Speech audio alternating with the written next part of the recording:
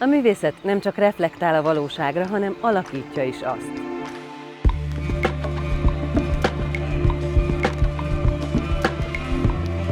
A podcast kortárs alkotók kulisszatitkait és a művészeti kutatások eredményeit tárja fel aktuális kérdésekkel, művészeti aktualitásokkal. A kortárs képzőművészet kifejező ereje összeköt alkotót és befogadót a határokon innen és túl. De vajon hogyan értelmezhetőek a magyar képzőművészeti alkotások a nemzetközi szakma és közönség számára?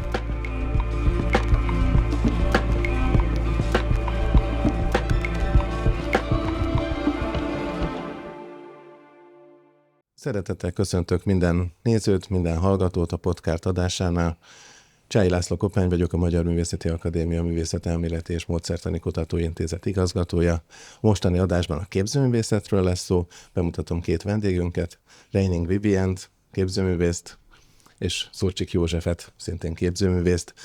Annak apropóján ülünk most itt, hogy két nagyszabású kiállítás nyílt. Egyrészt június 11-én a krakkói Művészetek Palotájában, ahol az MMA akadémikusai nem csak képzőművészek, hanem iparművészek és más művészek is, akár filmművészek is, illetve az MMA ösztöndíjasai közösen állítottak ki egy gigantikus, hatalmas, több tucat alkotóból és több száz alkotásból álló óriási tárlaton. A másik pedig június 24-én nyílt, Bécsben, a Collegium Hungaricumban, a hatás jegyében, hogy hogyan hatnak egymásra, és nem csak egyirányú folyamatként a különböző generáció, a különböző művészeti utak, eszközök, elképzelések. Ugye itt a bécsi kiállításon egy szűkebb 13 fős csapat állított ki, ebből 7 az MMA akadémikusa, 6 pedig művészeti ösztöndíjas. Szurcsik József ugye a krakkói kiállítás egyik emblematikus alakja, Reining Vivien pedig a bécsi kiállításon állított ki nagyon emlékezetes klasszműveket, ezeket majd meg is fogjuk tudni mutatni. Először arról kérdeznélek benneteket, és ha nem udvariatlanság, akkor először Vivient, hogy ez, amit ott a kiállításon láthatunk, agyagnyomat és egyéb alkotások, ezek mióta és hogyan alakultak ki így a festészeti vagy grafikai látásmódodban? A Bécs kiállításon a diplomunkámnak egy része látható, végül is pont a fele, mert ez egy 4 nyomatból álló sorozat, ami hát tulajdonképpen a családi emlékezettel, a transzgenerációs öröklési folyamatokkal foglalkozik, és ez egy ilyen hosszú önismereti út volt nekem, amíg az egyetemi éveim alatt így eljutottam arra a pontra, hogy felismertem, hogy tulajdonképpen az, amivel foglalkozom, az egy ilyen családon belül jött ilyen, hát nem mondanám traumának, de hogy egy ilyen mély nyomot hagyó történés, ami a nagypapám halála volt, akit ugyan én nem ismertem, de hogy ez egy ilyen mély nyomot hagyott családon belül, és ez egy ilyen folyamat volt, amíg felismertem, hogy ezért foglalkoztat ilyen nagyon erősen az elmúlás tematika, meg az emlékezet. És hát pont emiatt érdekelnek az olyan típusú anyagok, amikben benne van ez az ilyen képlékenység, meg ilyen változás, tehát hogy kicsit ez az ilyen efemeritás is, meg az, hogy ilyen manipulálhatóak, és aztán így ilyen önmaguk ereje révén formálják a munkáimat, és hogy ezeknek az átalakulásoknak a lenyomatainak az ilyen kvázi dokumentálása, vagy ilyen folyamat grafikák megjelenítése az, ami így különösen érdekel. Tehát az, amikor én így elindítok egy anyagot, és hogy én se tudom, hogy mi lesz a pontos végeredmény, ez nagyon izgat. De bocs, hogy beleszólok a beszélgetésbe, de ugye igazgató úr éppen szerintem azt kérdezte, hogy és az az izgalmas része annak, amit csinálsz, hogy agyagnyomat. Tehát, hogy kerül az agyag, mint sokszorosító grafikai eljárás alapanyaga, vagy maga nyomódóc, ez hogy alakul így ki? Már bocs, de engem ez például nagyon érdekel. Hát, mint ahogy mondtam, hogy ugye érdekelnek ezek a képlékeny anyagok, és hogy én a gimnáziumban kerámia szakon végeztem egyébként, tehát hogy volt egy ilyen erős kapcsolódásom az anyagokhoz, meg az agyaghoz is, és azért is volt számomra izgalmas, mert egész egyetemi éveim alatt nem került elő ez az anyag, viszont a diploma évenben megláttam benne azt a lehetőséget, hogy a nyers agyag, mint egy olyan eszköz, amivel akár ezeket az ilyen emlékezeti rétegeket nagyon jól meg lehet jeleníteni azáltal, hogy az agyag egy ilyen puha, képlékeny dolog, és ahogy az ember bele tud nyomkodni különböző tárgyakat, vagy bármilyen textúrát, az vissza fog jönni azután, hogy az ugyanúgy mondjuk nyomtatásra kerül, mint egy hagyományos linómetszet vagy fametszet, és akkor én végül is ezt használtam ki, annyiban így kombináltam, hogy metszettem linót, és akkor a kimetszett linót nyomtam bele az agyagba, és akkor így rajzolódott ki rajta a kép, amit aztán ugye tovább formálódott a nyomtatás során, ugye megjelentek rajta a repedések, meg ha esetleg nem tudom, valami elkenődés volt rajta, tehát hogy abszolút adott hozzá egy ilyen pluszt, mintha csak egy hagyományos linómetszetre készítettem volna el a képet, és így ezek a rétegek is egymásra tudtak nyomódni, és ez a sorozat, tehát ugye ugyanarról a dúcról készült, és abba újabb és újabb ilyen motívumok nyomódtak bele, és akkor így állt össze ez a sorozat, ami így demonstrálja ennek az egész ilyen emlékezett megőrzés, illetve az, hogy a generációkon belül hogyan hagynak nyomot bennünk ezek a mintázatok. Szurcsik József, a Magyar Művészeti Akadémia tagozatvezető, akadémikus, a képzőművészeti tagozatvezetője, a Képzőművészeti Egyetem rektorhelyettese, és egyben, ami számunkra nagyon fontos, a művészeti ösztöndíj programban nagyon aktív mentor, szekcióvezető, és így tovább. Tehát azt szeretném kérdezni, hogy itt, amikor a különböző generációk közösen állítanak ki, akár Magyarországon, akár külföldön, mi ennek a jelentősége, és mi ennek a szimbolikus üzenete? Ugye a legjobb dolgunk, a legjobb napi, hogy is mondjam, napi gondolkodásban az egyik legérdekesebb játékos történet az, hogy mit kezdünk a jelen idővel, és ebben a jelen időben az egyik legizgalmasabb kérdés az, hogy a mai pályakezdő fiatalok, mondjuk a 25-től fölfelé, szóval, hogy a mai fiatalok hogyan gondolkoznak erről a jelen időről, amiben élünk. Mert hogy ugye az én generációm, hát én most már idős emberként látom azt, hogy a különböző generációs kérdések, amik felvetülnek, ezek milyen módon függnek össze. És ugye ezek a kérdések milyen módon megválaszolhatók, az én generációm számára és a fiatalok számára. Na most a pályázat, amit ugye hát adáson kívül beszéltünk sokat erről, hogy ez nekünk egy hatalmas kaland és egy igazi nagy élmény, pont azért, mert az a jelenkori gondolkodásmód, ami itt van velünk, itt él velünk, minket is érint, az idősebb generációt, ugyanakkor hihetetlen érdekes az, hogy hogyan készülnek el ezek a mai művek, ezek az igazán friss művek, amelyeket a fiatalok hoznak létre. Ezért is hatalmas, amint említettem az előbb, hogy nagy kaland, hatalmas kaland az ösztöndíj programban részt venni, bírálóként is, és hát igazi csemegéket találunk és látunk.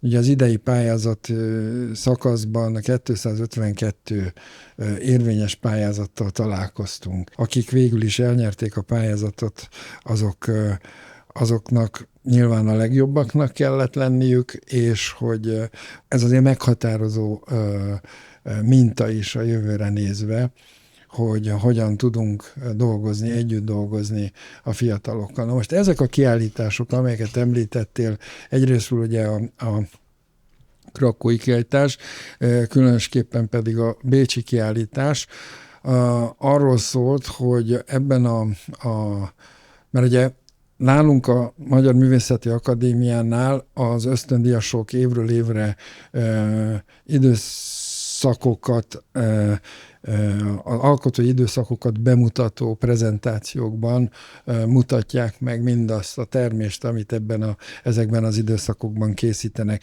Tehát ez egy komoly beszámoló, és ebben a programban, mentorprogramnak hívjuk, azok a mentorok vesznek részt, akik egyébként nagy részben magában a bírálóbizottságban is részt vesznek, a bizottsági munkában. Na most azért érdekes egy ilyen kiállítás, például a bécsi kiállítás, mert egymás mellett szerepelnek a mentorprogram művészei és az ösztöndíjas művészek is. És ez a fajta megjelenés szerintem azért fontos, mert láthatóvá válik az, tehát nem titkolja el a mentor művészi életének ezeket a szeleteit, amit megmutat. Sőt, az érdekes, hogy hogyan kerül bizonyos értelemben párbeszédbe a fiatal pályakezdő művész munkájával. És az, hogy külföldre megyünk, az pedig egy különösen fontos dolog szerintem. Az, hogy idehaza megmutatjuk évről évre, jeles helyen kiállítjuk, mondjuk a Vigadóban évről évre bemutatjuk az ösztöndíjasok munkáját, de az csak az ösztöndíjasokról szól. Ebben a programban viszont megmutatjuk azt is, hogy azok, akikkel az ösztöndíjasok együtt gondolkoznak a mentorprogramban, azoknak a művei hogyan tudnak együttműködni. És azért jó, hogy elvisszük és kivisszük a saját otthonunk falai közül ezeket a műveket, mert igenis fontos arról beszélni, hogy mi zajlik Magyarországon, mi zajlik a Magyar Művészeti Akadémia művészeti programjában, pontosabban az ösztöndíj programban. Igen, a Farkas Ádám, aki hosszú éveken keresztül a szekcióvezetést, mentorálást végzett itt az ösztöndíj programban, hangsúlyozta többször, hogy ő majdnem, hogy hasonlóan sokat tanul az ösztöndíjasoktól és az új kísérletező szellemiségtől, és ebből az ilyen szabad művészeti kísérletezésből, játékosságból, mint amennyit ő próbál átadni, és ötleteket, és meglátásokat adni. Tehát, hogy ez valóban egy kölcsönös, egy párbeszéd, és nem egy iskolai folyamat, amikor valaki valamit megtanít és beszámol, hanem egy sokkal élőbb műhely munka. Úgyhogy ezért is nagyon örülök annak, hogy ilyen kiállítások jönnek létre, ahol az ösztöndíjasok közösen állítanak ki akadémikusokkal. Ugye most készülünk egy nagy londoni kiállításra is, ami az Essentia Artistnak lesz az essenciája, egy kivonata, szintén is Kikocsis Tibor kurátorsága mellett, ahogy a bécsi kiállítást is ő rendezte, ugye a Hatásvonalak címen, és ugye itt a hatásvonalaknál fel akarta hívni a figyelmet arra, hogy a művészet és a képzőművészetben, amire ő a kiállítás kurátoraként koncentrált, az a diskurzus.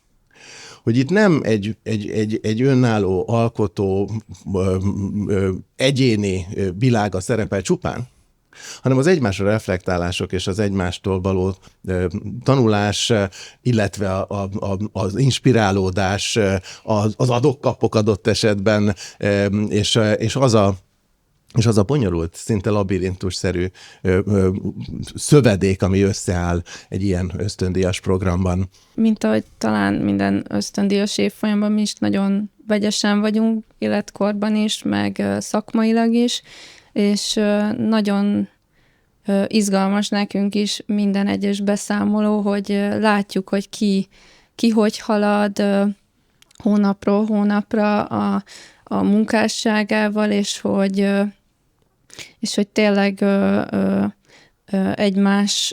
egymással interakcióban vagyunk abszolút, és egy ilyen teljesen adok-kapok viszony van, ami szerintem borzasztó hasznos, azon felül is, hogy van egy anyagi támogatás ugye az ösztöndíjasoknak. Tehát, hogy ezek a találkozók szerintem mindenképp olyanok, hogy ezt így kell lenne kihagyni, mert rengeteget tanulunk egymástól, főleg ha mondjuk látom, hogy egy szobrász hogy dolgozik, vagy milyen anyagokkal dolgozik, akkor az lehet, hogy nekem is segítség, vagy ugyanez fordítva, szóval...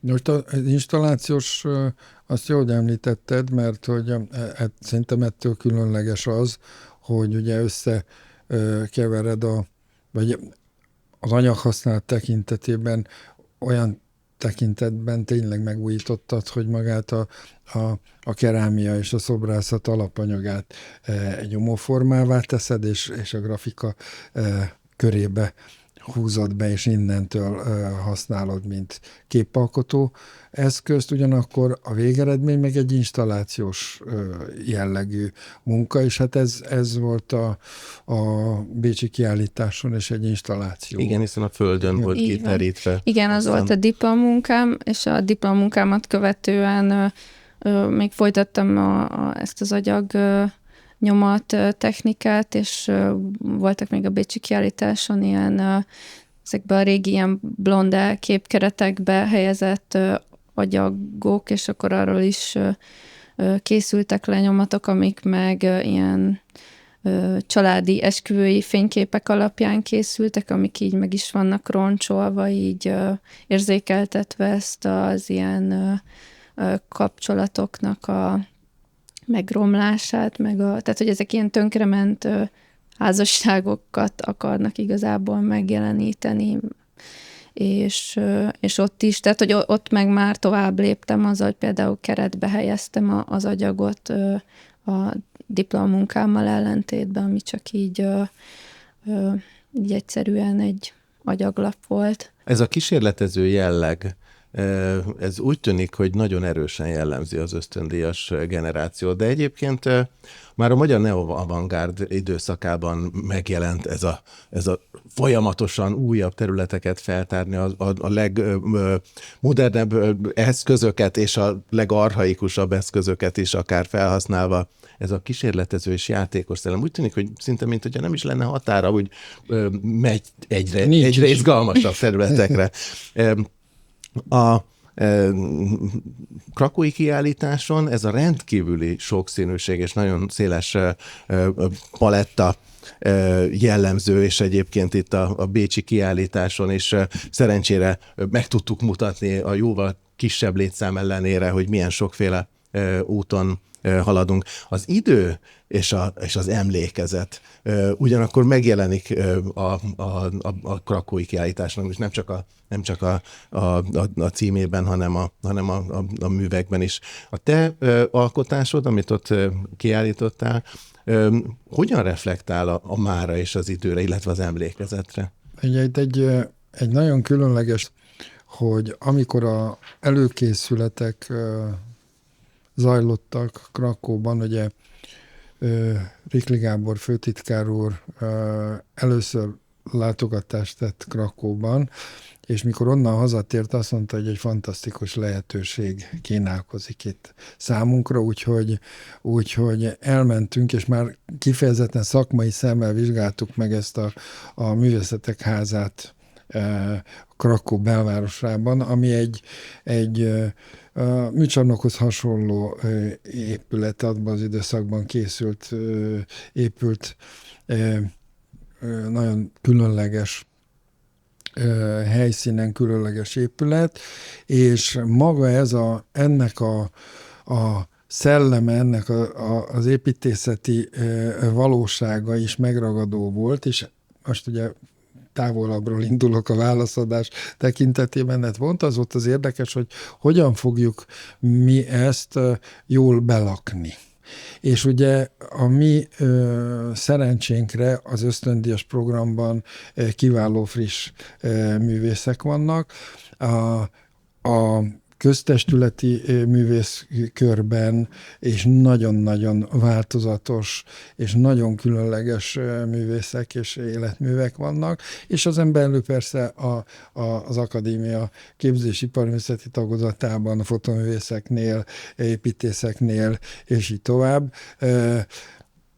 Jött egy jó feladvány, hogy akkor mi egy kvázi törekedve arra, hogy a Magyar Művészeti Akadémia sok lábon álló művészeti egységét valamilyen módon mégiscsak be tudjuk mutatni ezen a helyen. Úgyhogy ehhez képest azért egy szűk válogatásban, de egy több szakmai terület is mutatkozik meg. Na most a kiállítás kurátorai Sára Ernő, Felzman Tamás és Szotyori László voltak, és 3 kurátor arra törekedett, hogy megfelelő arányban a különböző szakmai területek képviseljék majd egyrészt az akadémiát, de ami a legfontosabb volt, hogy az akadémia tevékenységének megfelelően azt a szakmai kört hívják be erre a kiállításra, amelyek a jelenkori kortárs magyar képzőipar, fotó művészetben ma a legjellemzőbbek. Így aztán eljutottunk oda, hogy például Szotyori László kurátorként olyan művészeket is behívott a kiállításba, akik nem ösztöndíjasaink, nem MMA tagok, és nem is a köztestület tagjai, hanem a szakma jeles alkotói, és szerencsénkre ez nagyon jól össze is állt. Ugye beszélt arról, hogy például egy kiállítás miért lesz érdekes, hogyan tudnak együttműködni a művek, tehát ez nem olyan, hogy adjál be egy melót, és majd lesz valami, ez nem tud így működni, mert nem biztos, hogy a képek, a szobrok elviselik egymást egy adott térben. Mert mi azt mondjuk, hogy ezeknek kommunikálniuk kell egymással, ezen túlmenően egyáltalán nem mindegy, hogy ezek az összetevők egy kiállításban tényleg képesek-e az együttműködésre. Mert van olyan, hogy két alkotást egymás mellé teszünk egy falon, és az egyik leveri szinte a másikat, mert egyszerűen nem konveniál, nem megy, nem működik együtt. Úgyhogy a kurátornak ez az igazi feladat, ezt kevesen tudják, ez az egyik feladatának az egyik fontos feladat, hogy neki már vizionálni kell, látni kell, és nem csak érezni, de tényleg tudnia kell, hogy hogyan működnek hogyan lesz kiállítás ebből a sokféleségből. Tehát nem lehet felsorolásszerűen létrehozni egy ilyen kiállítást. Na most az én munkám mellett azért döntöttek a kurátorok, de az enyémnek Pax Lucet, ez a címe a műnek, ez egy nagyméretű olajfestmény, ami egy olyan jelképet használ, ami a keresztény ikonográfiától egészen a jelenkori emoji készletig ott van a évszázadok óta benne van a közgondolkodásban, ez pedig egy szív motívum, ami egy üres, kiüresedett tájban egy szív ragyog valahogy a sötét égbolt felett. Az az érdekesebben, hogy ugye az, mint a szeretet jelképe, a lájkoknak ugye tetszik, imádom, szeretem, tehát ennek a logikája ilyen szempontból megvan, viszont ha jól megnézzük a képet, akkor nincsen semmiféle élő lény a környezetben, tehát egy olyan elhagyott, elpusztult, tönkrement tájat látunk, egy tájképet, egy borongos tájképet, ahol nincs élő környezet. És ugye felteszi a kérdést, hogy akkor ragyog-e fel a béke, ha már mindent elpusztítunk magunk körül. Tehát ez egy ilyen nagyon didaktikus, ha úgy tetszik, egy didaktikus kérdésfelvetés, de az is érdekes, hogy a felületes szemlélő számára lehet az Istenem, mi ez az ordas gics, ahol egy rózsaszín, vagy nem tudom, ilyen ragyogó szívecske ott ragyog az égen, hogy ez mit akarhat a művészet, igazából nem baj, bárki azt gondol, amit akar egy műtárgyról. Nekem például ez volt az érdekes, és ugye Zotyori László kurátor azért választotta ebbe a kiállításban, mert azt mondta, hogy ez olyan jellemző a korunkra, ez a fajta gondolkodás, és az a környezet, amit ami ki akar fejezni, hogy nyilvánvalóan kötelező, hogy itt legyen ebben a kiállításban.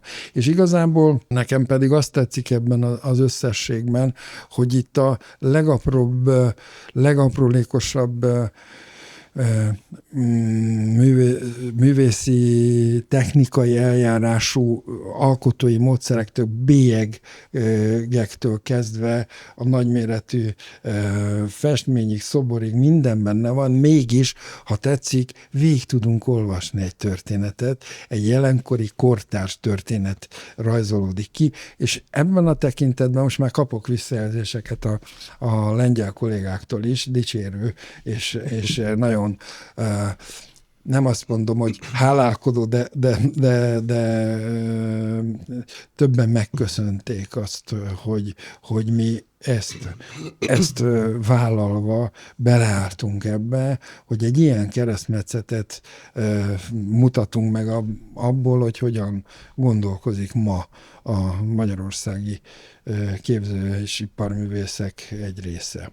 Igen, pont ezt akartam kérdezni egyébként egyrészt a saját tapasztalataitok alapján, a saját alkotásaitokra reflektáló külhoni nézők szempontjából, hogy mennyire nézi másként mondjuk egy lengyel a magyar képzőművészeti alkotásokat, vagy egy osztrák, amikor elmegy a kiállításra. Milyen visszajelzéseket kaptatok, vagy milyen olyan visszajelzéseket, amik váratlanak esetleg, vagy kevésbé voltak a magyar közönség körében hasonlók. Tehát szerintetek máshogy olvassa, vagy máshogy nézi a ti műveiteket egy külhoni közönség? Egyáltalán mennyire figyel szerintetek, vagy mennyire kell odafigyelni, amikor külföldön állítunk ki, hogy melyik alkotás az, amivel meg tudjuk szólítani az ottaniakat? És ugye a ti konkrét alkotásaitokhoz képest mi a tapasztalatotok, hogyan reagáltak rá külföldön? Hát most itt, amiről beszéltünk is, hogy például Józsinak a képét is lehet többféleképpen olvasni, és hogy de nagy gics, meg úgy is, hogy amúgy mi a mögöttes tartalom. Nálam például a címeknek nagy jelentősége szokott lenni, ami magyarul egy ilyen nagyon frappáns, vagy egy ilyen, tehát hogy amilyen magyarban használt kifejezés, aminek több értelme is van, viszont nagyon nehéz lefordítani például angolra vagy németre. Egyik sorozatom, ami kint van, ennek az a cím, hogy Míg a halál kérdőjel a végén, és akkor ugye ez utal erre az ilyen házassági intézménynek az ilyen megkérdőjelezésére. Viszont... Holtamiklan, holtadiglan, igen, és akkor ezt meg így nagyon, nem is emlékszem már, hogy fordították le angolra, de hogy nyilván nem adja vissza ugyanazt, mint magyarul, tehát hogy ilyen tekintetben egy picit nehezebb, hogyha például nekem van egy ilyen erős konceptuális vonala is a munkáimnak, és akkor ennek az ilyen lefordítása okoz egy ilyen kis diszonanciát, vagy egy ilyen kis problémát, de egyébként szerintem jól fogadták, és alapvetően jó a visszhang. Mert az, amivel te kísérletezel, és a te alkotásaidnál, ugye az idő rétegzettsége, az efemer folyamatok és az állandóság folyamatos dialektikája, az emlékezés mint az ember önmaga kognitív megalkotásának folyamata, és a család, illetve a kisebb közösségeknek az identitás konstrukciói hogyan képződhetnek le ezekben az alkotásokban, a nyomatokban, a változásokban. Én azt gondolom, hogy ez valahol egyetemes. És tehát ezt valahol meg kell, hogy érezze bármelyik közönség, vagy bármelyik néző, csak nem biztos, hogy ugyanazt látja benne. És ezért izgalmas szerintem odafigyelni arra, hogy milyen visszajelzések jönnek, mert a művek párbeszédre lépnek a nézővel. Tehát nem arról van szó, hogy valaki valamit el akar mondani, és egy didaktikus üzenet eljut, kipipáltuk és kész. És ezért vagyok kíváncsi arra, hogy a ti alkotásaitok mit mozdítottak meg, nem csak a magyar, hanem a külföldi közönség körében. Nekem az a tapasztalatom az évtizedek alatt, hogy ha egy külföldi kiállítást nézek, tehát idehaza, elhoznak hozzánk valami olyan kiállítást, ami nem itt született, akkor sokkal körültekintőbbek vagyunk, vagy elmélyültebben figyelünk, mert jobban meg akarjuk érteni azt, hogy mit is látunk. Tulajdonképpen hajlamosak vagyunk a hazai művészeten gyorsabban, mert azt gondoljuk, hogy ezt ismerjük, vagy ezzel könnyebb dolgunk van. Ezzel együtt tehát ez a tapasztalatom a Lengyelországban, Krakóban a mostani kiállításunkkal is, hogy sokan azért jönnek el, hogy mit hoztak a magyarok, mi van most Magyarországon. Jellemzően még például a kormányváltozás utáni időszakban is fellendült egy újabb érdeklődési hullám van irántunk, és hogy ez így több időt töltenek vele. Ezt vettem észre. Több időt töltenek azzal, hogy szemléljék, hogy elemezzék a magyar művészetet, és azokat a műveken keresztül azokat a folyamatokat, ami ma jellemző ugye a jelenkori kortárs művészetben. És például a számomra egészen jól kitapinthatóak mondjuk a különböző nemzeteknél a művészeti folyamatokban, például a termés tekintetében, tehát ahogy nagyon, nagyon jellemző volt régen például a lengyel plakát, tehát hogy annyira karakteres tudott lenni, ugye például a 60-as, 70-es években ez is. De akár, ha most csak a grafika területén maradunk, ugyanilyen volt például a cseh grafika, vagy a román grafika, vagy a lengyel grafika és a magyar grafika, határozott különbségek voltak, annak ellenére, hogy mondjuk egy blokkba tartozóak voltak ezek a műcsoportok, de mégis a nemzeti sajátosságok elég határozottan megmutatkoztak ezekben a művekben. És hogyha ezen a blokkon kitekintettünk, akkor például a dán, vagy a svéd, vagy a finn, vagy az angol, vagy nem tudom, német, és így, ezek határozottan megmutatkoztak, és érdekes, hogy az a fajta a jelenkorra jellemző globális szemléletű világban is még mindig megvannak azok a jellemzően karakteres, az egyes országokra, nemzetekre jellemző karakterű alkotói módszer. Vannak bizonyos értelemben erre kísérletek is, és nyilvánvalóan jól felfogott üzleti szempontok, ami alapján egy olyan hajóba igyekeznek beszállni a művészek, amelyek a műkereskedelemben jól futnak.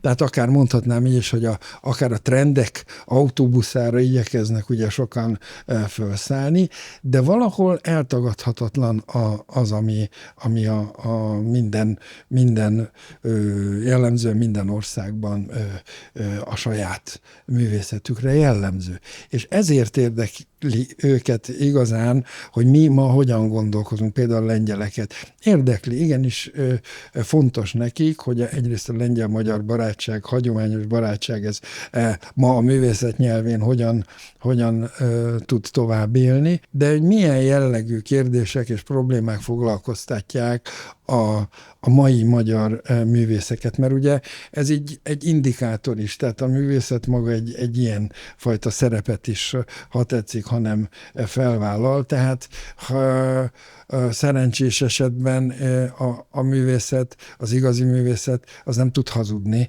az mindig igazat fog mondani, és foglalkozik olyan kérdésekkel, amik a társadalom egészét, sőt, a globális értelemben a világ nagy problémáit fogja feldolgozni. Azok új kérdéseket tesz fel, és válaszol ezekre a kérdésekre. Tehát ez a legkülönösebb élmény, hogy nyelv nélkül, konkrétan ugye megfejthető mindenki számára vizuális tartalmú művekről beszélünk, ezek megfejthetőek lesznek egy más nyelvet beszélő ember számára is. Most a címeket fordíthatjuk, ahogy akarjuk, nem könnyű, mert valóban lehet, hogy ezek a nüanszok, vagy ezek a kis hogy is mondjam, finomságok, amik a nyelvben rejlenek, ezek valóban sok esetben nehezen megfoghatóak, és nehezen domesztikálhatóak egy másik környezetben. De maga a mű az jobban és könnyebben értelmezhető.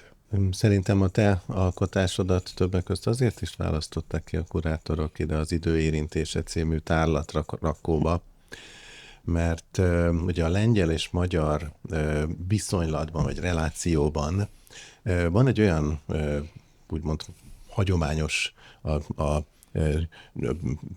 populáris művészetben és a népi nyomatokban nagyon jól ismert motívum, ami a Jézus szíve motívum, ami szintén ilyen sugárzó jellegű. És ugye erre egy nagyon különös, groteszk, önreflektív és disztopikus válasz, vagy reakció ez az alkotás, amikor egy egészen különös környezetben, egy sivár világban jelenik meg, és egy kontraszt képződik így a nézőben. Én azt gondolom, hogy ezt a lengyelek és a magyarok nagyon hasonlóan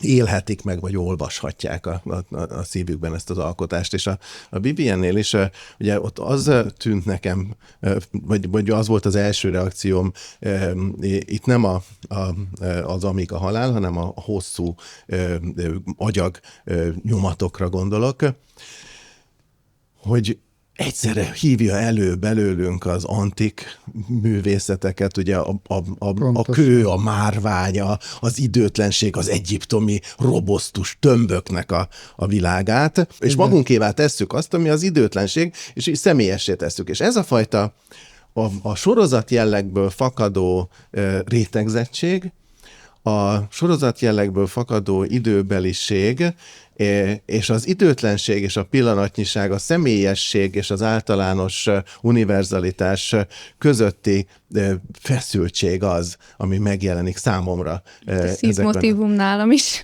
egyébként az utolsó nyomaton megjelenik. És ugye ott megjelenik, ugye direkt módon is megjelennek ugye a sírkő és a sírkőhöz kapcsolódó képzettársítások, és ezeknek az egymás utánja, ahogy kibomlik, és egyszerre omlik, tehát hogy egy épülő, múló, és mégis időtlen pillanat. Nagyon, nagyon izgalmas ez a kísérletezés az anyagokkal, a felületekkel, az a határvonal, ahol valójában maga a nyomóforma is egyfajta alkotás. Nem csak az a végeredmény, amit kiállítasz. Gondolkoztál azon, hogy magukkal a nyomóformákkal és az alapanyagokkal mi lesz? Hogy azokat kidobod utána, vagy megsemmisülnek, vagy fel tudod használni valamilyen módon, vagy mit csinálsz velük? Alapvetően amikor kiállítom a nyomatot, akkor az is része szokott lenni, hogy ki van állítva a dúc is. De a diplomamunkám esetében ez mondjuk egy kihívás, mert eleve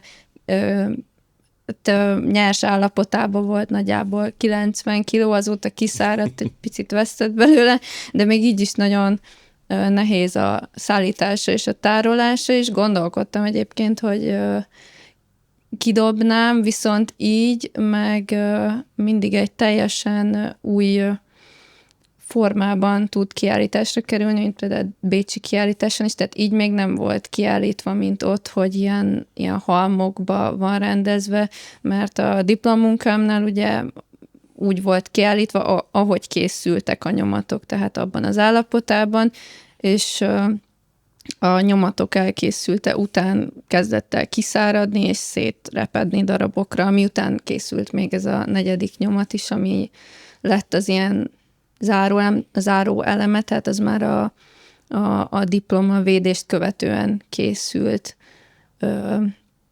És akkor utána is még így, mikor elcsomagoltam, akkor még így nagyon gondosan így beszámozgattam a hátulját, hogy hát ha egyszer még így összerakom, de aztán rájöttem, hogy valószínűleg semmi értelme nincsen, mert hogy ennek a munkának pont az a lényege, hogy folyamatosan egy ilyen más helyzetben van kiállítva, és ezáltal mindig tud, vagy hogy ezáltal talán érdekesebb tud maradni, mintha mindig ugyanabban a formában kerül kiállításra. Szerintem az, hogyha be van számolva, akkor egy csomó új lehetőség nyílik abban a tekintetben, hogy akár ilyen konceptuális művet lehet belőle egészen kinyitni egy új világot, azt mondani, hogy jövő építő köveket, vagyis a jövő építkezéséhez téglajegyeket árulsz, és tessék szíves vásárolni, mindenki megvehet egy darabot ebből, és elviszük a jövőt ebben fogjuk fölépíteni, tehát a múlt emlékezete és a drámai mélységű személyes viszonyulások mindannyiunkban vannak ilyenek, és mindenki vesz egy töredéket ebből, elviszi haza, vagy akár gyűjteményekbe elkerül múzeumokba, és sokfelé a világban lesz egy ilyen, amit ha összetennénk, létrejön maga a mű. Tehát ezt most csak így... Igen, ez is egy csomó képzettársítást indít el, hiszen az, amikor a darabokat beszámozzuk, egyrészt előhívja azt, amikor mondjuk nagyon gazdag amerikaiak megvásárolnak reneszánsz vagy még régebbi épületeket, kastélyokat kőről kőre, tégláról téglára szétbontják, beszámozzák, és megpróbálják utána Amerikában összeépíteni úgy, hogy létrehoznak egy 14. századi kastélyt mondjuk. De ugyanakkor, ha fordítunk ezen egyet, ugye az, hogy a minden egész eltörött, és a töredékek számot kapnak, eleve a sorszámozás és a számozás, az ugye egy különös, szörnyű időszakot hív Megrázó, így van.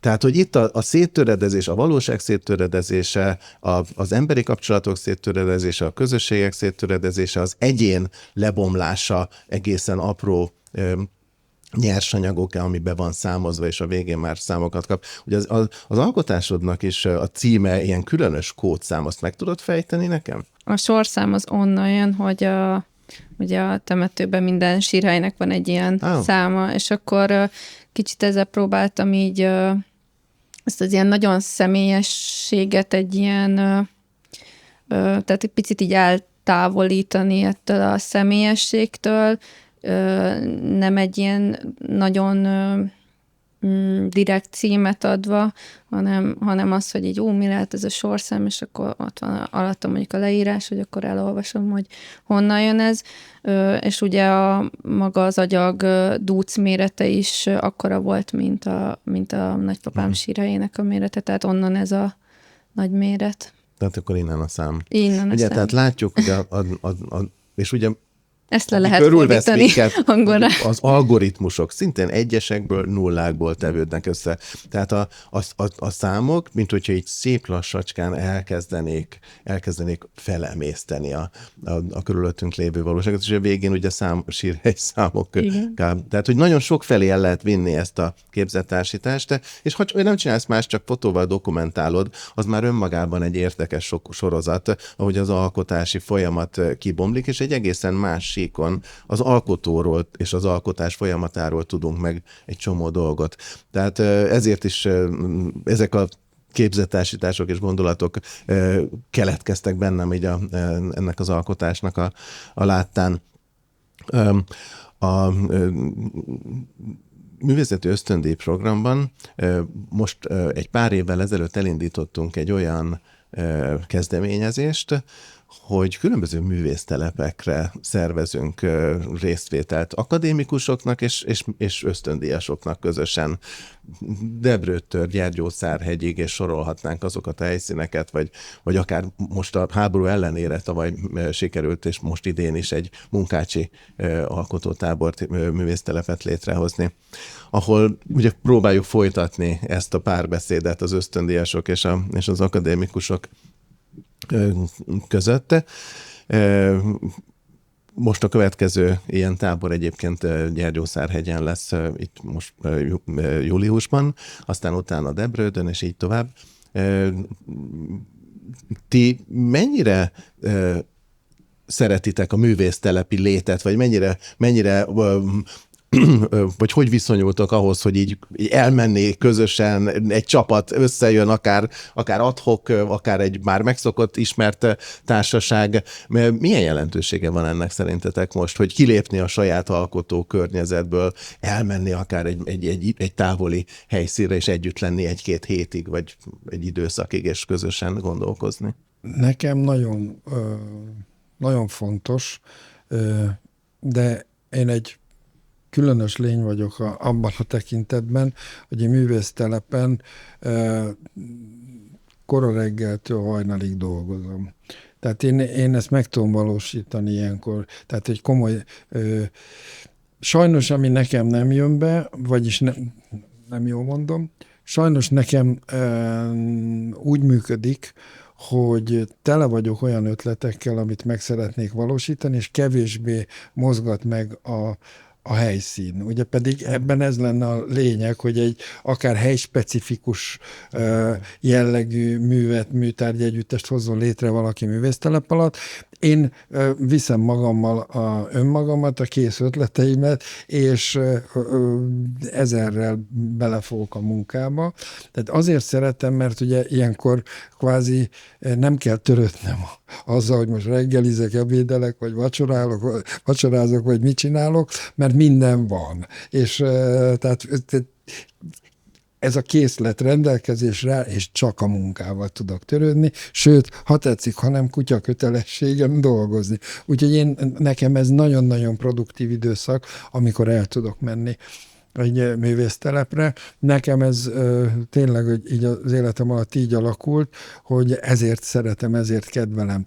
tudok nyitott környezetben dolgozni, tehát engem egyáltalán nem zavar, ha akár civil látogatók jönnek egy ilyen művésztelepre, és nézegetik, hogy mit csinálok. Így szocializálódtam, nekem ez így működik. Tehát lehet, hogy az egyetemi oktatás is segített abban, hogy mindig emberek között és sok ember között vagyok, és ott meg kell nyilatkozni, tehát nem.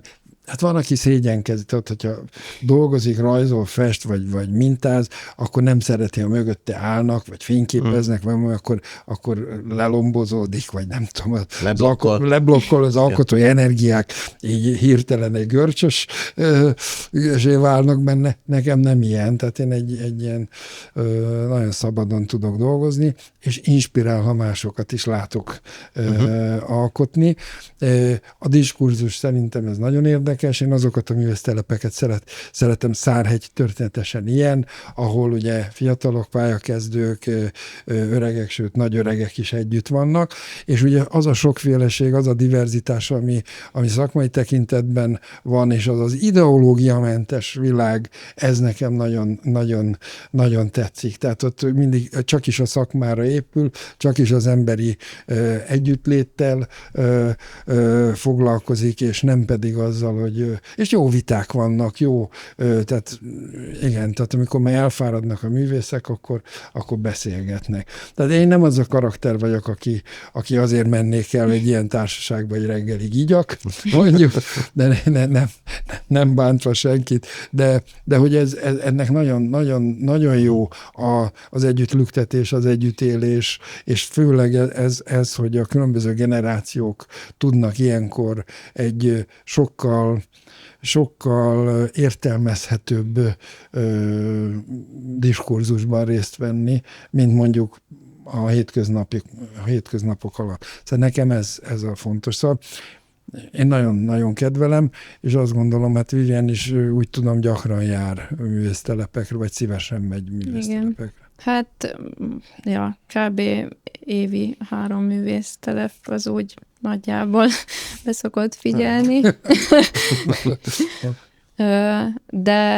De én is hasonlóan vagyok, mint Józsi, hogy próbálom kihasználni ezt a egybefüggő 10 napot, 2 hetet, vagy ami éppen, vagy a Sziha, ami például az egy jóval hosszabb, az 3 hetes művésztelep, tehát ott már bőven van idő arra, hogy az ember így kicsit berendezkedjen, és akkor kitalálja, hogy mit szeretne csinálni, és akkor abban aztán tényleg el lehet mélyedni. Eleinte én még úgy jártam művésztelepekre, hogy így vittem magammal mindenféle eszközöket, és akkor majd ott kitalálom. Az egy picit ilyen nehezítőbb körülmény ott kitalálni helyben, mert azért tényleg társaságban vagyunk, nincs az, hogy akkor most teljesen befordulok, és akkor azon agyalok, hogy mit kéne, hogy kéne. Úgyhogy ezt már így kitapasztaltam, hogy jobb úgy oda menni, hogy nagyjából már tudom, hogy mivel szeretnék dolgozni, és mit szeretnék csinálni, és akkor a többi meg ott helyben alakul. A művésztelepek egyébként, és az ösztöndíj program maga is egy jó alkalom arra, hogy megmutassuk magunkat, vagy megmutassák a művészek magukat a szakmának és a nagy közönségnek, illetve a világnak, hiszen a külföldi tárlatok is ugye ezért vannak. Milyen módon tudják a mostani képzőművészek, a mai magyar képzőművészek kiaktázni azt a tömegkommunikációs, közösségi média és egyéb lehetőségeket, hogy a kiállításokon kívül hogyan lehet eljutni a közönséghez egy képzőművészeti alkotónak, ahol azért az alkotás egy közvetlen, úgymond térben és egy fizikális viszonyban érvényesül leginkább. Mennyire lehet, és mennyire tudják kiaknázni ezt a mai képzőművészek szerintetek? Ez egy nagyon okos kérdés, Koppány, mert ez egy a legfontosabb kérdések egyike. Ugye beszéltük, még várakoztunk itt a felvételre, hogy a rejtőzködő életművek azok bár lehetnek nagyszerűek, de ha nem tudunk róla, akkor gyakorlatilag nem léteznek. És hogy ugye az én generációmnak a tagjai egy picit nehézkesebben kommunikálnak a mai kommunikációs viszonyok között, és ott be kell lássuk, ha tetszik, ha nem, hogy megváltozott a kommunikáció módja, módszere, felülete, területe és jellege. Minden megváltozott, és hallgatnunk kell nekünk öregeknek is arra, figyelnünk kell azt, hogy ez hogyan működik ma, a mai világban. Ezért jó mondjuk most ebben a beszélgetésben, mert egy 20 éves fiatal is el tudja mondani azt, hogy ők hogyan látják, hogyan használják ezeket a jelenkori eszközöket és felületeket arra, ami gyakorlatilag ez, hogy is mondjam, ők olyan rutinosan csinálják már, hogy pillanatok alatt eljut azokhoz, akik nem csak a potenciális érdeklődő, nem csak azokhoz,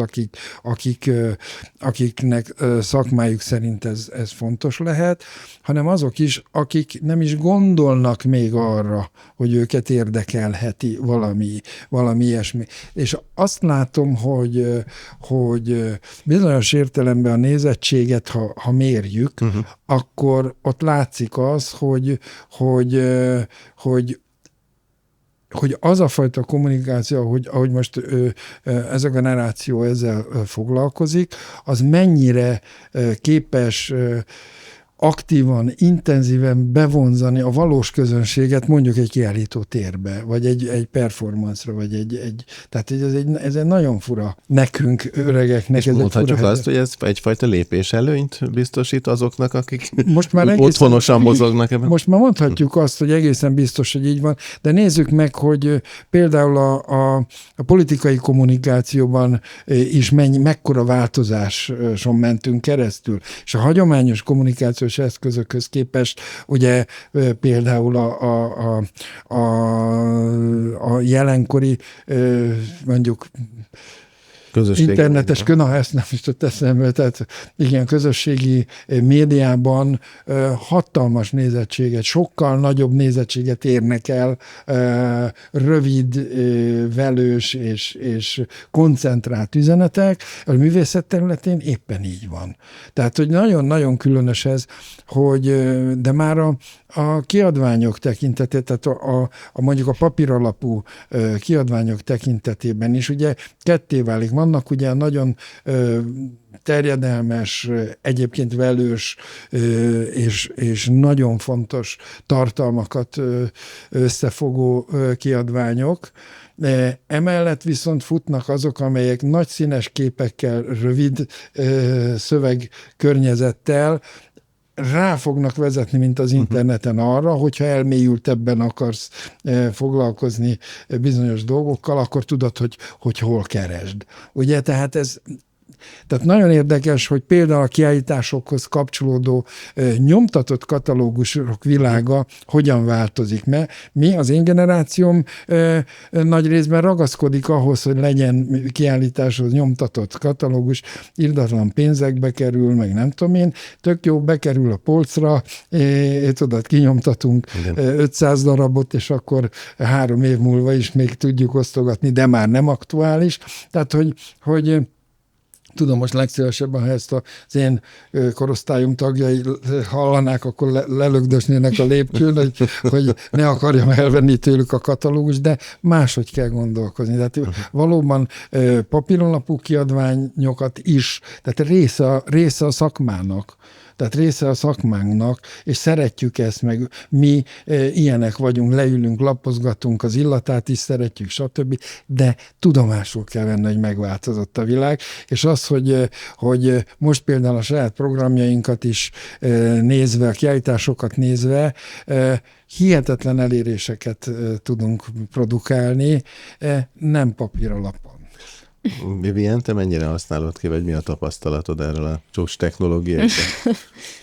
Alapvetően nagyon analóg gondolkodású embernek gondolom magamat így a korosztályomban, de nyilván tényleg nagyjából ez az egyetlen módja, vagy ez az, ami így igazán felértékelődött, hogy ez az ilyen végülis önmenedzselés, aminek sokkal nagyobb jelentősége van, mint akár, nem tudom, 40 évvel ezelőtt, vagy tehát, hogy nem ez az ilyen galériás per ilyen kurátor képvisel téged világban, hanem az, hogy van egy Instagram oldalad, egy weboldalad, ahol pakolgatod fel a tartalmakat, és tényleg például igen, az Instagram is ilyen, hogy van, hogy egész egyszerűen így én is onnan ismerek embereket, és akkor van olyan is, hogy találkozunk élőben, és akkor igen, ismerjük egymást, az Instagramon követjük, és ez egy ilyen érdekes világ ilyen szempontból, és az, hogy mondjuk eljut a világ másik felére is ezáltal mondjuk a munkád, vagy hogy abszolút így kinyitja a lehetőséget afelé, hogy megismerjenek az emberek, de ehhez ez egy külön, mondhatjuk úgy, hogy szakma, hogy valaki ezt érti, meg tudja úgy kezelni, hogy külön a nem tudom, az algoritmusokhoz, meg tényleg, ez egy külön ág, hogy ez az ilyen kommunikációs csatorna működjön. És szerintem sok művész is úgy csinálja egyébként, hogy mondjuk felbérel valakit, hogy akkor légy kezeld már az oldalamat, mert én mondjuk nem értek annyira hozzá. De hadd szóljak közben, hogy a Vivian kurátorként is, most pont erről hadd ejtsek pár szót, hogy nemrég zárult a Óbudán az Esernyős Galériában a Csend Király című kiállítás, aminek te voltál kurátora, hogy ott is ugye egyrészt az, hogy figyelik egymást, ott is generációkon átívelő volt a kiállítás, most csak ez a reklámhelye. Szóval, hogy ott is ugye ezeket az eszközöket megint nem jut eszembe az közösségi média eszközeit használtad kurátorként arra, hogy megkeres olyan művészeket, akiket egyébként nem ismertél korábban. Voltak, akiket ismertél, követted, figyelted a munkájukat, de így a koncepciód alapján így raktad össze a kiállítók névsorát, és ez, hogy halálosan jól működik, és ugye kapcsolódó rendezvényeket, eseményeket szerveztél hozzá, tehát ha akar, szerintem csak azért érdekes, ha már ezt megkérdezted, ha egy pár szót erről szólnál, persze kivághatjátok, csak azért mondom érdekes, mert ebben a dologban jellemző, az is, hogy egy női kiállítás volt, csak azért mondom, mert egyrészt ösztöndíjasként most, mint kurátor voltál benne, és hogy vannak bizonyos tekintetben összefüggések.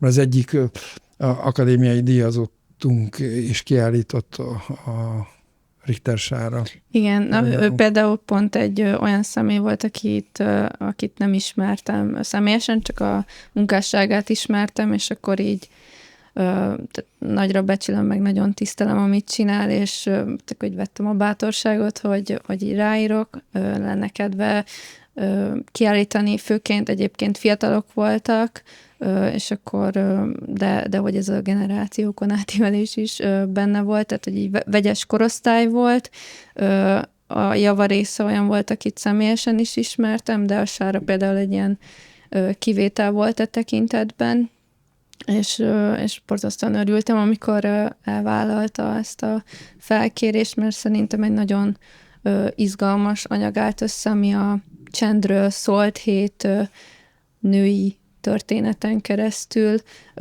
mindenki más módon és más szempontból közelítette meg ezt a témát, és végül is mindenkitől egy mű volt látható, tehát hogy ez is a koncepció része volt, hogy van egy ilyen elmélet, hogy a 7-es szám az, ami nagyjából egy ilyen ilyen lélektani szám, hogy az ember bemegy egy kiállítótérbe, akkor nagyjából 7 művet tud úgy igazán befogadni, és akkor végül is erre alapozódott. Akkor kimaxoltátok, úgy Kimaxoltuk, igen, és akkor ebből a 7 különálló történetből állt össze egy ilyen nagy egész, ami szerintem nagyon jól működött. Különös egyébként nagyon benne van a levegőben most a csend, és a csend jelentősége ebben az óriási információs zajban, és a szinte ordító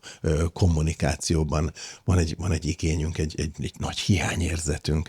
Úgyhogy pont most tavasszal, áprilisban a kutatóintézetünk is szervezett egy konferenciát néhány egyetem közreműködésével, aminek a központi témája a csend volt. És nem csak kiadott a Napkút kiadó, illetve a Cédrus Művészeti Alapítvány egy vaskos kötetet, a Csend Antológia címmel, és egy egészen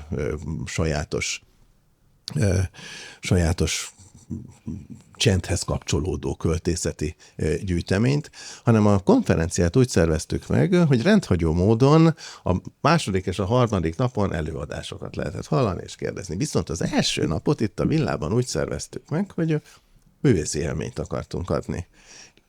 Irodalmi, zenei, performance jellegű előadások voltak, teljesen tetszőleges hosszúsággal, valami 5 perces, valami 20 perces, és létrejött olyan versformance, vagy versperformance is itt a parkban. Ezt én találtam ki, ezt a szót, úgyhogy ez egy ilyen új műfaj megjelenés lett, mert ugye ott a vers van a középpontban, de mégis egy performance jelleggel csináljuk meg, úgyhogy egy ilyen új műfaj teremtő alkotás lett itt a Hild villában és a parkban, szintén a csendhez kapcsolódóan. Úgyhogy nagyon szépen köszönöm a beszélgetést. A csend szerintem egy jó végszó, most mi is elcsendesedünk. Köszönjük szépen a figyelmet a nézőknek, hallgatóknak, és akkor már csak egy dolog van hátra, hogy aláírjuk a falat, mint ahogy minden alkalommal a vendégek és a műsorvezető aláírja. Köszönöm szépen, hogy eljöttetek, és köszönöm a beszélgetést. Köszönjük. Köszönjük.